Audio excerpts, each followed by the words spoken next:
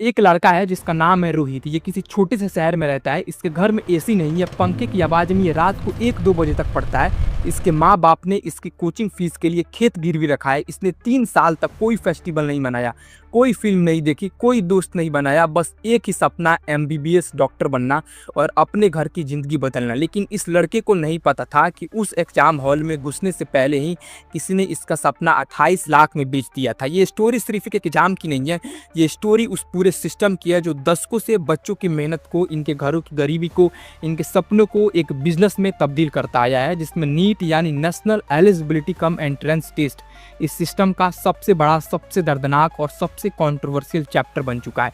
लेकिन इस स्टोरी को समझने के लिए हमें बहुत पीछे जाना होगा, उस वक्त तक जब इंडिया में डॉक्टर बनना लॉटरी जीतने जैसा था। बस लॉटरी में टिकट खरीदनी नहीं पड़ती थी, डोनेशन देना पड़ता था। देखिए, आज़ादी के बाद के दशकों में इंडिया का मेडिकल एडमिशन सिस्टम एक बेहद फ्रेगमेंटेड और क्यूटिक जगह था। हर स्टेट का अपना एग्जाम था, हर प्राइवेट कॉलेज का अपना रूल था। यूपी में अलग एग्जाम, तमिलनाडु में अलग एग्जाम, महाराष्ट्र में अलग। और इन एग्जाम्स के अलावा भी हर प्राइवेट मेडिकल कॉलेज की अपनी एक मैनेजमेंट कोटा होती थी, जहां मेरिट नहीं मनी बोलती थी।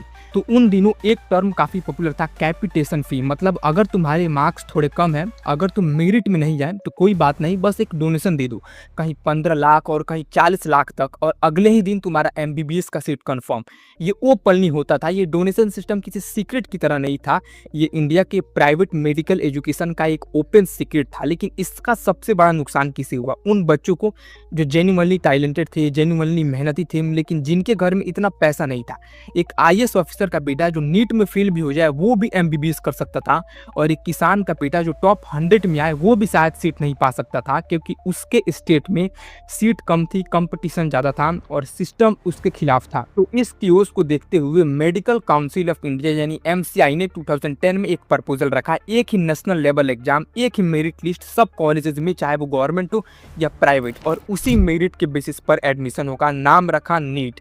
कॉन्सेप्ट सिंपल था, ब्यूटीफुल था, वन नेशन वन एग्जाम। मतलब कश्मीर से लेकर कन्याकुमारी तक हर बच्चे को एक ही प्लेटफॉर्म पर कम्पीट करना है। डोनेशन सिस्टम खत्म, कैपिटेशन फी खत्म, मेहनत ही रास्ता। लेकिन इंडिया में जब भी कोई रिफॉर्म आता है तो उसका सबसे पहला दुश्मन वो लोग बनते हैं जिनका बिजनेस उसी पुराने सिस्टम से चलता है। कहने का मतलब है, प्राइवेट मेडिकल कॉलेज ने तुरंत इसमें ऑब्जेक्ट किया और कहा हम ऑटोनोमस हैं, हमें अपना एग्जाम कंडक्ट करने का राइट है। स्टेट गवर्नमेंट ने भी ऑब्जेक्ट किया, कहा हमारा करिकुलम अलग है, हमारा सिलेबस अलग है, सीबीएसई का नेशनल एग्जाम हमारे स्टेट के स्टूडेंट्स के साथ अनफेयर होगा। और इसमें तमिलनाडु सबसे जोरदार आवाज़ में बोला कि हमारे स्टेट बोर्ड के स्टूडेंट्स नेशनल सिलेबस से कम्पीट नहीं कर सकते। और इसके चलते 2013 में सुप्रीम कोर्ट ने एक कंट्रोवर्शियल 2-1 मेजोरिटी वर्डिक्ट में नीट को ही अनकॉन्स्टिट्यूशनल डिक्लेयर कर दिया।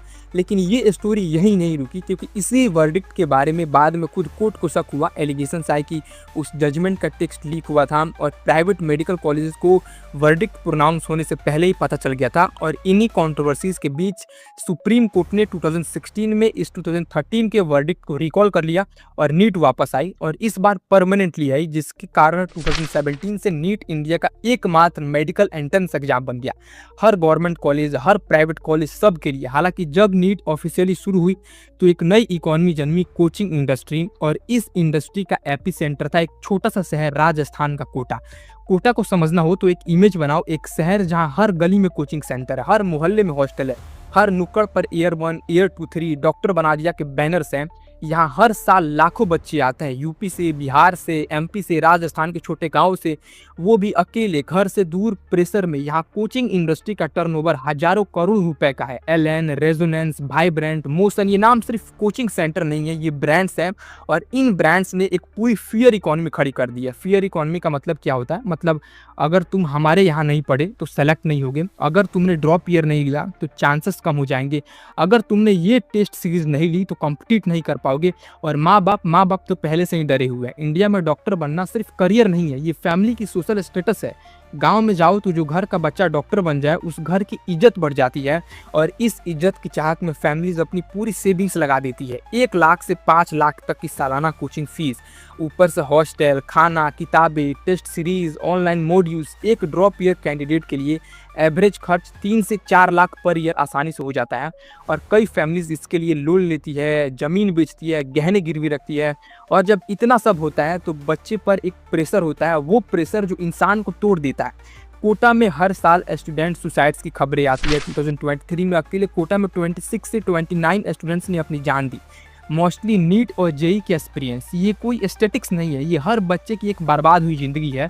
और यही वो डार्क साइड है जिसके बारे में अक्सर रिजल्ट पोस्टर्स और एयर रैंकिंग्स के पीछे बात नहीं होती, क्योंकि कंपटीशन सिर्फ टफ नहीं है, कई बार ब्रूटली अनइक्वल भी है। इसका अंदाज़ा सिर्फ एक नंबर से लगाओ। 2024 में नीट के लिए 24 लाख से ज़्यादा स्टूडेंट्स ने अप्लाई किया और इंडिया में गवर्नमेंट एमबीबीएस सीट्स है रफली 55,000 से 60,000, मतलब हर सीट के लिए लगभग 40 बच्चे कंपीट कर रहे हैं। और प्राइवेट सीट में बड़ा हिस्सा आज भी फीस स्ट्रक्चर में इतना एक्सपेंसिव है कि मिडिल क्लास और लोअर क्लास के लिए प्रैक्टिकली इम्पॉसिबल है। तो रियल कंपटीशन गवर्नमेंट सीट्स के लिए है और उसके लिए रेशियो है अप्रॉक्सीमेटली 40:1, 40 बच्चे एक सीट, जिसके कारण यही ब्रूटल रियलिटी कोचिंग इंडस्ट्री की सबसे बड़ी ताकत बन गई है। क्योंकि जब एक तरफ लाखों स्टूडेंट्स हो, दूसरी तरफ सीट्स बहुत कम, तो पेरेंट्स के पास चॉइस बचती ही नहीं, और चॉइस नहीं बचती तो कोचिंग सेंटर चाहे जितनी फीस ले, पेरेंट्स देने को तैयार हो जाते हैं। क्योंकि इनके दिमाग में सिर्फ एक ही बात होती है, अगर कोचिंग नहीं दिलाई तो सिलेक्शन कैसे होगा। और जब किसी सिस्टम में डेस्परेशन इतनी बढ़ जाती है तो वहीं से क्रैक्स पैदा होने लगती है। और नीट सिस्टम में भी वही हुआ, जब कंपटीशन इतना हाई हो, जब स्टेक्स इतनी बड़ी हो, जब कुछ लोगों के पास 24 लाख स्टूडेंट की डिमांड हो और सप्लाई सिर्फ 55,000 सीट्स की, तो कुछ लोग ये सोचते हैं क्यों ना शॉर्टकट अपनाया जाए, और इसी जगह से एग्जाम माफिया ने एंट्री ली। इसमें नीट की शुरुआती चंद सालों में चीटिंग के केसेस आने लगे, लेकिन वो स्टार्टिंग में छोटे केसेस थे, इंडिविजुअल केसेस, जैसे किसी सेंटर में किसी स्टूडेंट ने ब्लूटूथ ईयरपीस छुपा के ले गया, किसी ने प्रॉक्सी कैंडिडेट भेजा, मतलब अपनी जगह किसी और को एग्जाम दिलाया, किसी ने OMR सीट में लिंक से मैनिपुलेशन की। लेकिन धीरे धीरे ये इंडिविजुअल एक्ट्स एक ऑर्गेनाइज नेटवर्क में बदल गया। और इसी दौरान एक शब्द बार बार सामने आने लगा, सॉल्वर गैंग। सॉल्वर गैंग का कॉन्सेप्ट समझो, ये वो लोग हैं जो ऑलरेडी डॉक्टर है या बहुत होनहार स्टूडेंट हैं जो किसी और के नाम पर एग्जाम देते हैं, इसे इम्पर्सोनेशन कहते हैं। 2019 में तमिलनाडु में एक बड़ा रैकेट पकड़ा गया जहां प्रॉक्सी कैंडिडेट सिस्टमैटिक तरीके से नीट दे रहे थे। Fake identity cards, fake photographs, पूरा सेटअप था। लेकिन इम्पर्सोनेशन तो फिर भी कुछ लोगों तक लिमिटेड था, असली गेम तो पेपर लीक था। और वो गेम किस तरह खेला जाता है, ये इस वीडियो का सबसे डार्क चैप्टर है। पेपर लीक होता कैसे, इसे टेक्निकली समझो। देखो, नीट का पेपर बनता है बहुत ही सीक्रेट प्रोसेस में। एक्सपर्ट का पैनल होता है जो क्वेश्चन सेट करता है, वो क्वेश्चन NTA यानी नेशनल टेस्टिंग एजेंसी को जाते हैं। NTA उन्हें एक ऑथराइज्ड प्रिंटिंग प्रेस पर प्रिंट करवाता है, फिर वो सील्ड बॉक्सेस में GPS ट्रैक्ड व्हीकल्स में एग्जाम सेंटर्स तक पहुंचते हैं। ये प्रोसेस थियोरेटिकली एयर टाइट होनी चाहिए, लेकिन हर प्रोसेस में कमज़ोर कड़ी होती है और एग्जाम माफिया उस कमज़ोर कड़ी को ढूंढता है। कभी वो कमज़ोर कड़ी प्रिंटिंग प्रेस पर होती है, कभी ट्रांसपोर्टेशन में होती है, कभी एग्जाम सेंटर कोऑर्डिनेटर होता है, और कभी खुद NTA का कोई इंसाइडर होता है। और एक बार पेपर हाथ में आ जाए तो बाकी काम मॉडर्न टेक्नोलॉजी करती है। फोटोग्राफ लो, व्हाट्सएप पर शेयर करो, टेलीग्राम चैनल पर डालो, कुछ ही घंटों में ये पेपर हजारों लोगों के फोन्स में चली जाती है। और इसके बाद खबर फैलनी शुरू होती है कि पेपर लीक हो गया। 2024 में यही हुआ। 5 मई 2024 को नीट UG का एग्जाम था। पटना बिहार में पुलिस ने उन कैंडिडेट्स को अरेस्ट किया जिन्होंने एग्जाम से एक दिन पहले ब्रोकर्स को 30 लाख से 50 लाख देकर पेपर खरीदा था। अरेस्टेड कैंडिडेट्स ने खुद पुलिस को बताया कि उन्हें जो पेपर मिला था वो एक्चुअल एग्जाम में आए क्वेश्चन से मैच करता था। बिहार पुलिस की इन्वेस्टिगेशन में पाया गया कि पेपर एग्जाम से एक दिन पहले यानी 4 मई को पटना में लीक हुआ था। हालांकि CBI ने बाद में सुप्रीम कोर्ट को बताया कि लीक एग्जाम के दिन सुबह 5 मई को हुआ। CBI ने जब इन्वेस्टिगेशन की तो हजारीबाग झारखंड के ओएसिस स्कूल के प्रिंसिपल हसन उल हक और वाइस प्रिंसिपल इम्तियाज आलम को अरेस्ट किया। हसन उल हक NTA का सिटी कोऑर्डिनेटर था, यानी वो शख्स जिस पर एग्जाम की सिक्योरिटी की जिम्मेदारी थी वही इस रैकेट में इन्वॉल्व था। ये शॉकिंग इसलिए था क्योंकि इसने ये प्रूव किया कि एग्जाम माफिया ने सिस्टम के अंदर तक अपनी जड़ें फैला ली थी। लेकिन 2024 का स्कैंडल तो हमने देखा, लेकिन इससे पहले क्या हुआ तो देखिए। 2020 से 2023 के बीच पूरे 4 साल में सिर्फ 7 स्टूडेंट थे जिन्होंने नीट में 720 आउट ऑफ 720 मार्क्स यानी परफेक्ट स्कोर हासिल किया।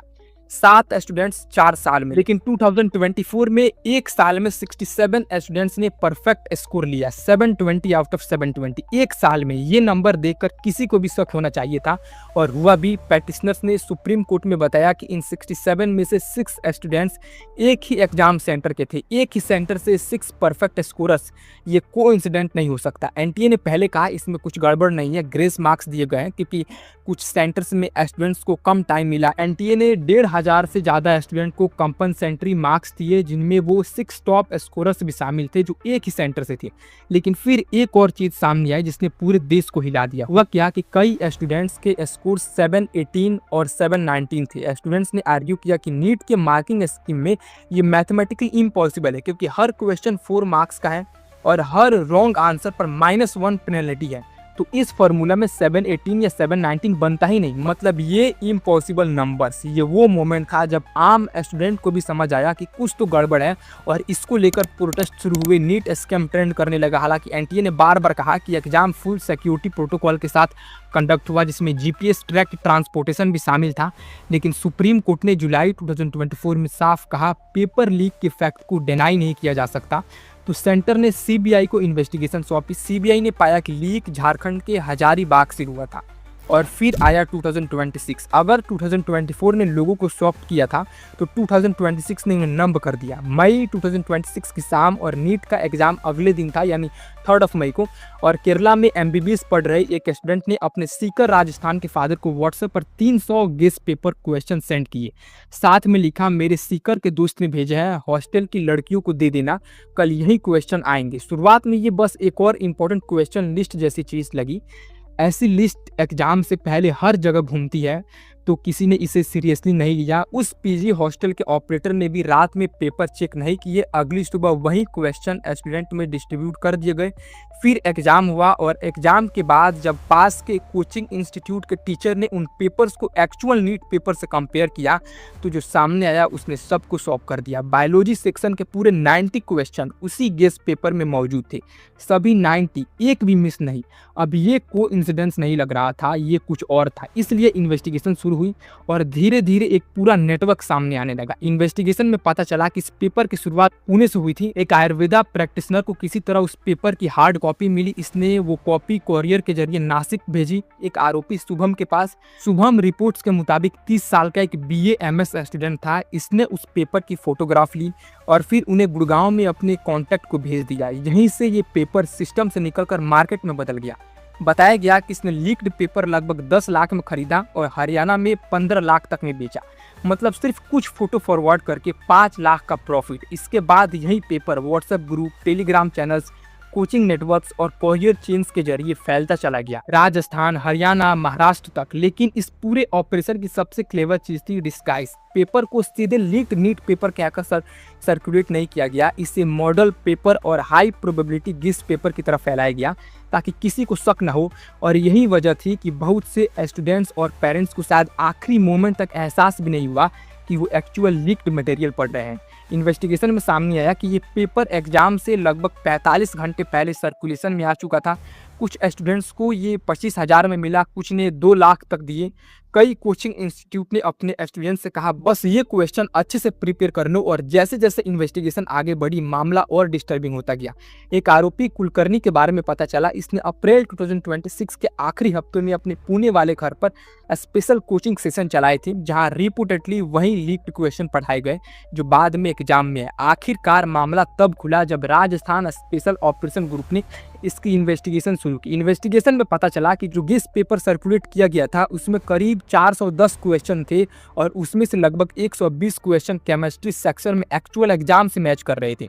यहीं पर लोगों को समझ आया कि ये कोई रैंडम लीक नहीं था, ये एक ऑर्गेनाइज्ड डिस्ट्रीब्यूशन सिस्टम था, जहां एग्जाम पेपर सिर्फ लीक नहीं हो रहा था, उसे प्रोडक्ट की तरह मार्केट में बेचा जा रहा था। और फिर आखिरकार वो हुआ जिससे हर ऑनेस्ट स्टूडेंट डर रहा था। नेशनल टेस्टिंग एजेंसी ने फैसला लिया, नीट यूजी 2026 कैंसिल होगा और कैंसिल भी हो गया।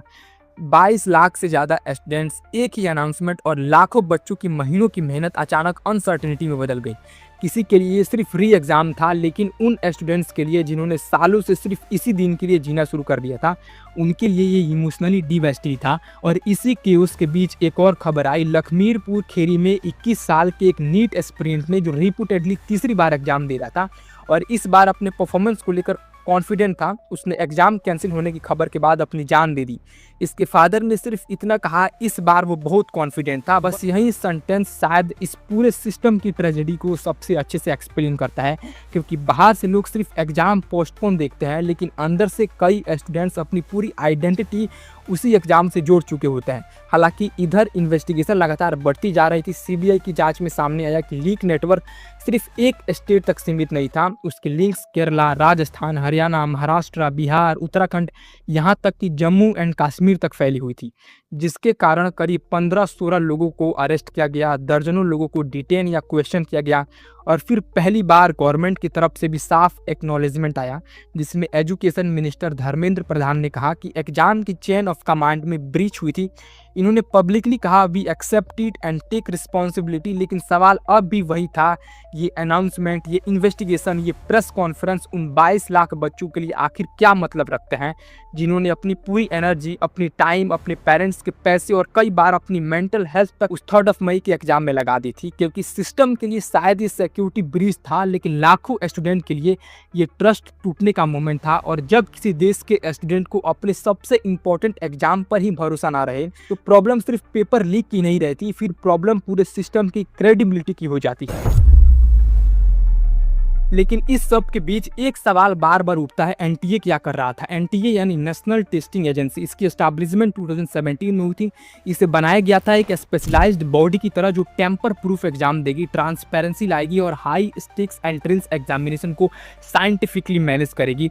लेकिन जो हुआ वो इससे बिल्कुल उल्टा था। एक पार्लियामेंट्री स्टैंडिंग कमेटी की दिसंबर 2025 की रिपोर्ट में, जिसे कांग्रेस एमपी दिग्विजय सिंह ने चेयर किया था, उसमें पाया गया कि 2024 में एनटीए ने जो 14 मेजर एग्जामिनेशन कंडक्ट किए, उनमें से कम 5 में मेजर इश्यूज आए, paper leaks, question paper errors, result postponements. 14 में से 5, ये स्कोर कार्ड नहीं है, ये फेलियर रिपोर्ट है। एनटीए एक गवर्नमेंट डिपार्टमेंट नहीं है, ये सोसाइटी रजिस्ट्रेशन एक्ट के तहत रजिस्टर्ड एक एनजीओ की तरह काम करता है। और ये एजेंसी अपने कोर फंक्शन यानी एग्जाम कंडक्ट कराना को प्राइवेट एजेंसीज को आउटसोर्स करती है। प्रिंटिंग से लेकर डिस्ट्रीब्यूशन तक, सेंटर मैनेजमेंट से लेकर बायोमेट्रिक वेरिफिकेशन तक सब आउटसोर्स्ड। मतलब एग्जाम प्रोसेस के सबसे सेंसिटिव हिस्से तक प्राइवेट एजेंसीज हैंडल करती है। और जब इतने क्रिटिकल टास्क कई अलग अलग वेंडर्स में बटे हो, तो अकाउंटेबिलिटी धीरे धीरे ब्लर होने लगती है। हर कंट्रोवर्सी के बाद लगभग वही पैटर्न दिखता है, ये हमारी रिस्पॉन्सिबिलिटी नहीं थी, ये आउटसोर्स्ड एजेंसी दिख रही थी, उस लेवल पर लैप्स हुआ। यानी सिस्टम में इतने लेयर्स बन चुके हैं कि अल्टीमेटली ब्लेम किसी एक जगह टिकता ही नहीं है। और रही बात लीडरशिप की, तो लीडरशिप स्टेबिलिटी भी सिचुएशन को बेहतर नहीं बना रहे, क्योंकि एनटीए में 2 साल से कम समय में 3 अलग अलग डायरेक्टर्स आए। सुबोध कुमार सिंह को 2024 के नीट लीक स्कैंडल के बाद हटाया गया, राजेश लखानी को अक्टूबर 2025 में लाया गया, और अभिषेक सिंह को 2026 का नीट एग्जाम होने के कुछ दिन पहले ही चार्ज दिया गया।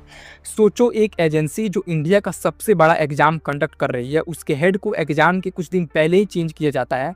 ये मैनेजमेंट है या क्यूज? और सबसे बड़ी बात, जो 2024 में हुआ, उससे एनटीए ने कोई सबक नहीं लिया। यूनाइटेड डॉक्टर्स फ्रंट के चेयरपर्सन डॉक्टर लक्ष्य मित्तल ने प्राइम मिनिस्टर को लेटर लिखा। नीट 2024 के बाद एनटीए ऑफिशियल्स ने एलिजेडली कल्प्रिट को प्रोटेक्ट किया। पुलिस इन्वेस्टिगेशन में प्रॉपर कोऑपरेशन नहीं हुई।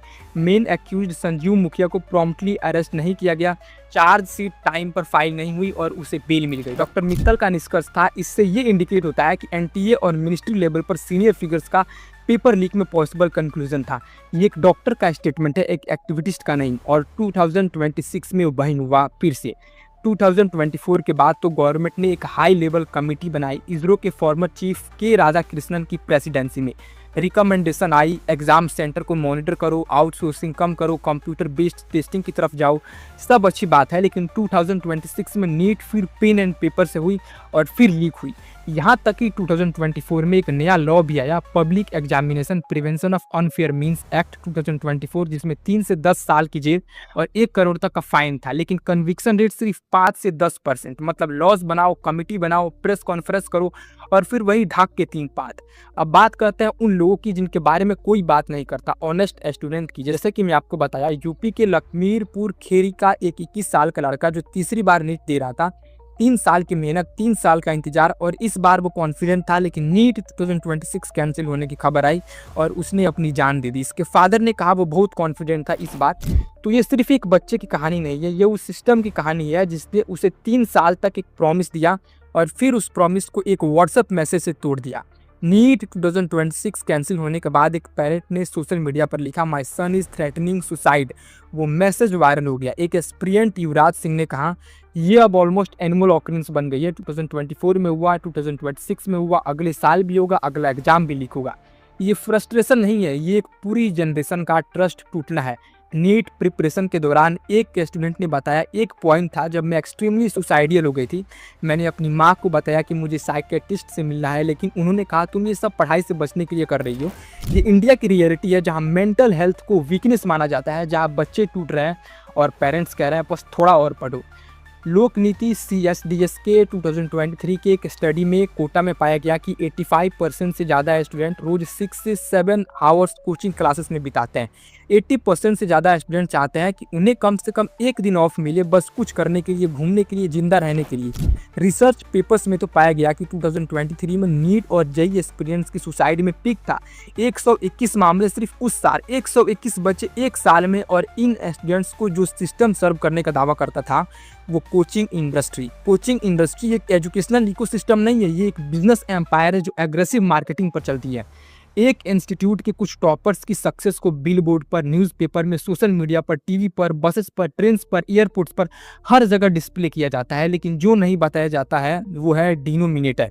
उसी इंस्टीट्यूट में से कितने फेल हुए। 90% से ज़्यादा स्टूडेंट्स टॉप इंस्टीट्यूट में फेल होते हैं, लेकिन ये डाटा कभी पब्लिकली शेयर नहीं किया जाता। 2022 में जब सिविल सर्विस एग्जाम में 933 कैंडिडेट सेलेक्ट हुए, कोचिंग इंस्टीट्यूट ने एडवर्टाइज किया कि उनके 3500 से ज़्यादा स्टूडेंट सेलेक्ट हुए हैं एक ही बैच से। ये झूठ है, लेकिन ये झूठ इतनी बड़ी स्केल पर बोला जाता है कि कोई क्वेश्चन नहीं करता। 2011 में टाइम्स ऑफ इंडिया ने एक स्टिंग ऑपरेशन किया था। एक ब्रोकर था जो कोचिंग इंस्टीट्यूट को जेईई टॉपर्स के नाम बेचता था। उसने कहा, मैं 30-40 स्टूडेंट्स प्रोवाइड कर सकता हूँ जो डेफिनेटली टॉप 100 रैंक लेंगे, 10,000 पर स्टूडेंट। वो कोचिंग इंस्टीट्यूट को अपकमिंग टॉपर्स के नाम एडवांस में बेच रहा था, ताकि इंस्टीट्यूट उन्हें अपना क्रेडिट दिखा सके कि देखो हमारे यहाँ से पढ़े बच्चे ही निकलते हैं। और ये 2011 की बात है, तब से ये इंडस्ट्री और भी बड़ी हो गई है। साथ ही एक फॉर्मर नीट एस्पिरेंट ने बताया कि उन्होंने मेरा फेस बैनर्स पर लगाया अपनी सक्सेस स्टोरी की तरह, और जब मेरे मॉक टेस्ट स्कोर गिरे तो उन्होंने मुझे निकाल दिया। तो इससे ये समझ आता है कि स्टूडेंट्स बच्चे नहीं है इस सिस्टम में, ये प्रोडक्ट है, मार्केटिंग मटेरियल है। कोचिंग इंस्टीट्यूट अपना ज़्यादातर पैसा एजुकेशन इंप्रूव करने पर नहीं, मार्केटिंग और एडवर्टीजमेंट पर खर्च करती है। इंस्टीट्यूट ओनर्स स्टूडेंट्स की डिफ़िकल्टी से फॉर्च्यून बनाते हैं। ये डिमांड सप्लाई डेफिसिट को जानते हैं। ये जानते हैं कि नीट में 23 लाख स्टूडेंट्स हैं और सीट सिर्फ कुछ हज़ार हैं, और इसी नॉलेज का ये फ़ायदा उठाते हैं। तो अब ये सोचो, क्या कोचिंग इंडस्ट्री को एक्चुअली स्टूडेंट की सक्सेस चाहिए या उनकी फियर चाहिए? क्योंकि अगर सब सक्सीड करे, अगर कंपटीशन कम हो तो डर कम होगा, डर कम होगा तो फीस कम होगी, फीस कम होगी तो बिजनेस कम होगा। इसलिए ये कोचिंग इंडस्ट्री नीट को और ज़्यादा टफ बनवाने के लिए लॉबी करती है। इसलिए ये coaching industry drop year culture को ग्लोरीफाई करती है। इसलिए ये कोचिंग इंडस्ट्री ये कभी नहीं बताती कि इनके इंस्टीट्यूट से कितने फेल हुए। कोचिंग इंस्टीट्यूट्स के एड्स में वर्ड्स होते हैं, exclusive rankers batch, success programme, granted NEET selection, but in reality कोई गारंटी नहीं होती। गारंटी सिर्फ एक होती है, तुम्हारी फीस वापस नहीं होगी। और ये सिर्फ एक नीट की प्रॉब्लम नहीं है, SSC की भी यही प्रॉब्लम है, BPSC की भी यही प्रॉब्लम है, सबकी यही प्रॉब्लम है। पेपर लीक सिर्फ एक एग्जाम का स्कैंडल नहीं है, ये एक सिस्टम की फेल्यूर है, NTA की फेल्यूर, अकाउंटेबिलिटी की फेल्यूर, पॉलिटिकल विल की फेल्यूर, और एक ऐसी कोचिंग इंडस्ट्री की फेल्यूर जो स्टूडेंट को एजुकेट करने की जगह उन्हें एक्सप्लॉइट करती है।